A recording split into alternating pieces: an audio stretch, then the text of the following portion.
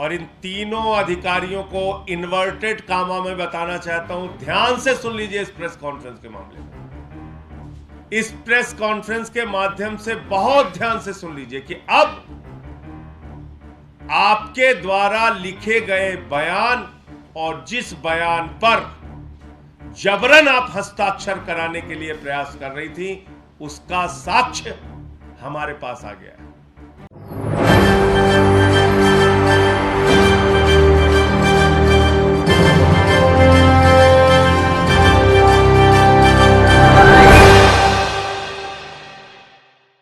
नमस्कार, मैं नाज़मीन खान और आप देख रहे हैं SPN9 न्यूज। राज्यसभा सांसद संजय सिंह लगातार ईडी सीबीआई की क्लास लगाते हुए नजर आते हैं।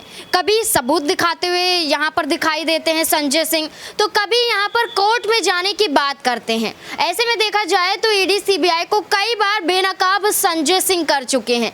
ऐसे में देखा जाए तो आम आदमी पार्टी पर भारतीय जनता पार्टी ने शिकंजा कसा और ईडी सीबीआई की कार्यवाही बिठाई।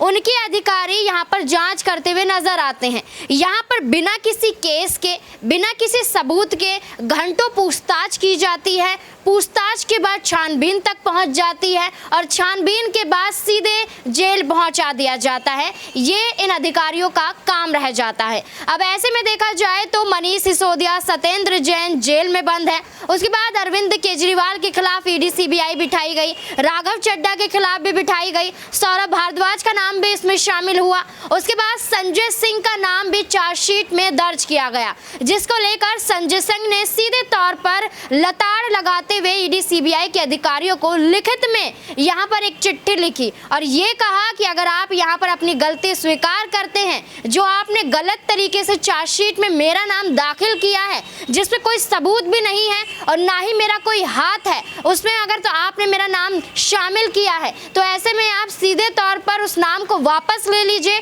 और माफी मांग लीजिए, वरना मैं सीधे तौर पर कोर्ट जाऊंगा और वहां पर आपके खिलाफ याचिका दाखिल करता हुआ नजर आऊंगा। कोर्ट जाने की बात की, ठीक वैसे ही संजय सिंह के पास एक चिट्ठी आ जाती है और उस चिट्ठी में माफीनामा लिखा होता है। साफ तौर पर दिखाई देता है कि ईडी सीबीआई यहां पर झुकने के लिए तैयार हो गए थे, क्योंकि संजय सिंह ने यहां पर सबूत दिखाए थे।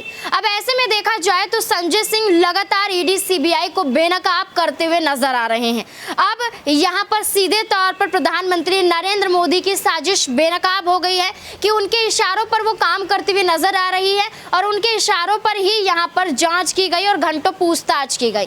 अब ऐसे में देखा जाए तो क्या यहाँ पर आम आदमी पार्टी की तरफ से जो दिग्गज नेताओं की बात की जाती है, संजय सिंह की गिरफ्तारी की बारी है, क्योंकि जिस तरीके से माहौल बनता हुआ नजर आ रहा है, ये शिकंजा सिर्फ यहाँ पर गिरफ्तारी को लेकर है। एक एक करके जो ईडी सीबीआई के सबूत संजय सिंह दिखा रहे हैं, प्रधानमंत्री नरेंद्र मोदी को बेनकाब कर रहे हैं और यहाँ पर भारतीय जनता पार्टी की सच्चाई को, अमित शाह की सच्चाई को दिखा रहे हैं। तो ऐसे में क्या अब संजय सिंह के खिलाफ यहां पर ईडी सीबीआई के तहत गिरफ्तारी की तलवार लटकाई जाएगी? यहां पर जिस तरीके से संजय सिंह धाकड़ आवाज में ये सब साबित करते हुए नजर आते हैं कि कितना भी कुछ कर लीजिए, लेकिन आप आम आदमी पार्टी को नहीं झुका सकते हैं, उन्हें नहीं हरा सकते हैं। लेकिन उसके बावजूद भी मनीष सिसोदिया को तिहाड़ जेल में बंद कर दिया जाता है।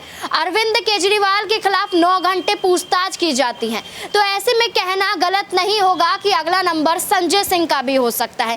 पहले आप इस रिपोर्ट में देखिए कि संजय सिंह क्या कुछ खुलासा करते हुए नजर आ रहे हैं और उसके बाद क्यों यहां पर संजय सिंह को लेकर गिरफ्तारी की बात की जा रही है, वो हम आपको बताएंगे। लेकिन पहले एक नजर इस रिपोर्ट पर। ईडी और सीबीआई, इसका यही काम रह गया है। इसका मकसद कोई जांच करना नहीं, बल्कि देश के सबसे लोकप्रिय नेता अरविंद केजरीवाल, आम आदमी पार्टी, उसको फंसाना, उसको बदनाम करना, उनके साथ जुड़े हुए लोगों को जेल में डालना, उनको प्रताड़ित करना, यह काम रह गया है। देश की इन दोनों ईडी सीबीआई की जांच एजेंसी का काम गन पॉइंट पे बयान लेना रह गया है।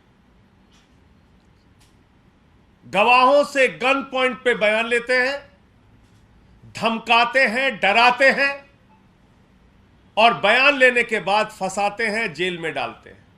सबूत कुछ नहीं, तथ्य कुछ नहीं, प्रमाण कुछ नहीं, घोटाला कुछ नहीं,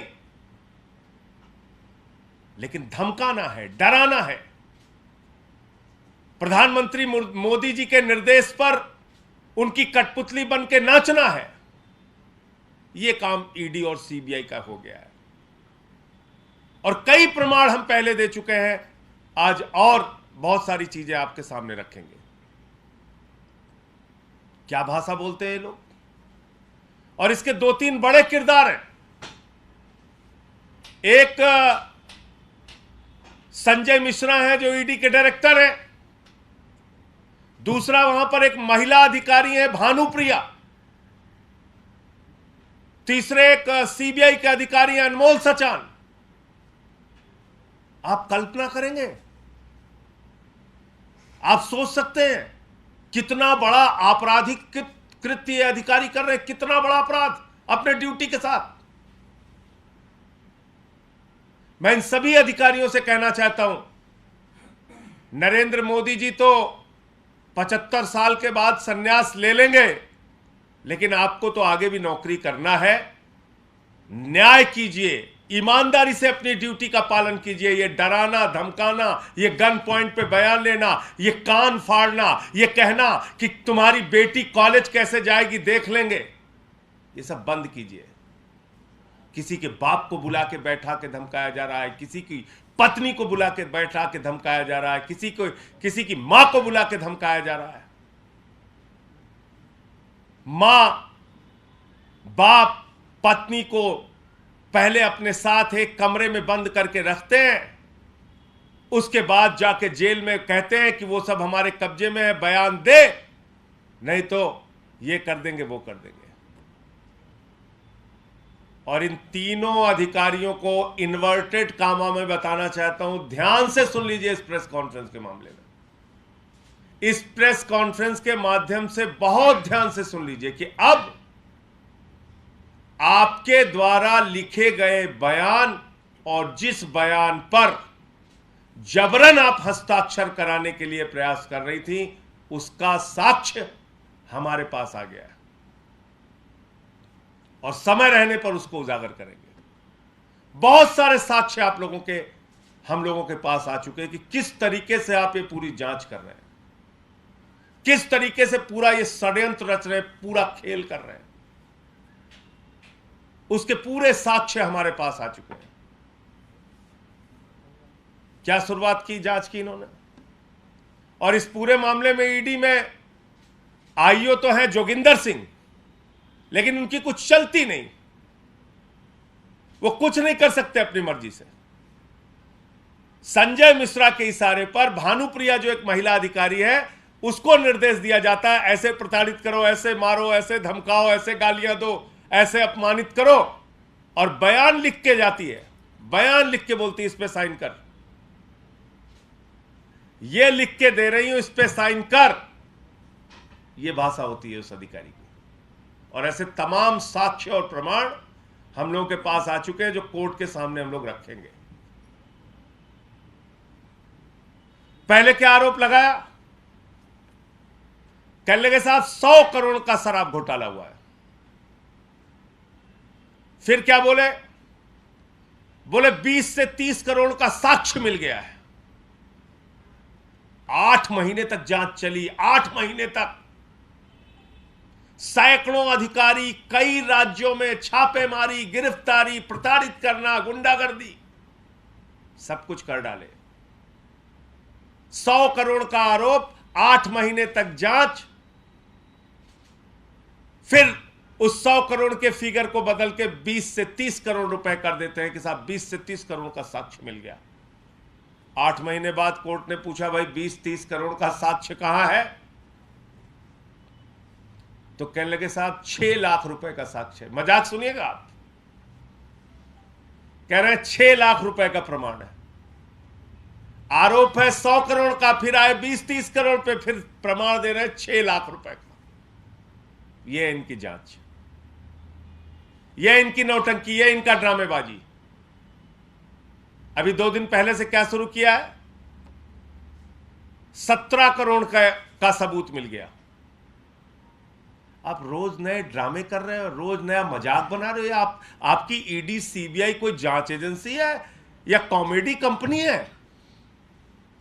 आपने इंटरटेनमेंट डिपार्टमेंट खोल रखा है। पहले कहोगे 100 करोड़ का घोटाला, फिर कहोगे 20 से 30 करोड़ का घोटाला, फिर कहोगे 6 लाख का सच, फिर कहोगे 17 करोड़ का है। अब कुछ नहीं मिला तो अब 17 करोड़ का एक और मिला। इतना ही अगर अरविंद केजरीवाल और आम आदमी पार्टी से नफरत है तो मैं तो प्रपोजल दे चुका हूं प्रधानमंत्री जी को कि किसी चौराहे पे खड़ा करके हम लोगों को तोप से उड़वा दीजिए। इतनी नफरत क्यों रखते हो भाई? कोई साक्ष्य नहीं मिल रहा, फिर 2 दिन पहले से शुरू कर दी 17 करोड़ 17 करोड़। अब 1 साल तक 17 करोड़ की जांच चलेगी। 1 साल तक सबको जेल में धमका धमका के रखो। और ये 17 करोड़ की जांच के लिए भी वही टैक्टिस, डराओ धमकाओ झूठे बयान लो, वही टैक्टिस। कोर्ट ने 8 महीने के बाद जब पूछा भाई सबूत तो दो, आरोप लगा रहे हो 100 करोड़ के घोटाले का, कोई तो सबूत दो। 1 रुपए का ना घोटाला हुआ है, ना 1 रुपए का इनके पास कोई सबूत है। जैसे कि आपने संजय सिंह को सुना, किस तरीके से उन्होंने सीधे तौर पर ईडी सीबीआई के अधिकारियों के नाम लेकर नाम गिनवाए और गिनवाते हुए ये कहा कि ये घोटाले करते हुए नजर आ रहे हैं, ये झूठ फैलाते हुए नजर आ रहे हैं और जानबूझकर यहाँ पर आम आदमी पार्टी के खिलाफ ये ईडी सीबीआई के अधिकारी कार्यवाही करते हुए नजर आ रहे हैं। ऐसे में उन्होंने नाम को उजागर कर दिया, सीधे तौर पर उनकी सच्चाई को बता दिया। तो क्या ऐसे में तमाम और मंत्रियों के तहत यहाँ पर संजय सिंह की भी बारी हो सकती है? संजय सिंह गिरफ्तार हो सकते हैं, क्योंकि जिस तरीके से ये पूरा मामला दिखाई दे रहा है इसमें संजय सिंह को भी अभी तक राहत नहीं मिली है। बार बार संजय सिंह खुद यहाँ पर प्रेस कॉन्फ्रेंस कर ये सबूत दिखाते रहे कि ईडी सीबीआई किस तरीके से दिल्ली में इन लोगों का इस्तेमाल किया जा रहा है और केंद्र सरकार इनका इस्तेमाल करते हुए नजर आ रही है। तो ऐसे में इस मुद्दे को लेकर आपकी क्या राय है कि क्या वाकई संजय सिंह अब गिरफ्तार होते हुए नजर आएंगे? क्योंकि विपक्ष पर कार्यवाही करना मोदी सरकार का एकमात्र काम रह गया है। तो क्या अगला नंबर संजय सिंह का होगा? क्या है आपकी राय? कमेंट बॉक्स में जरूर बताएं। धन्यवाद।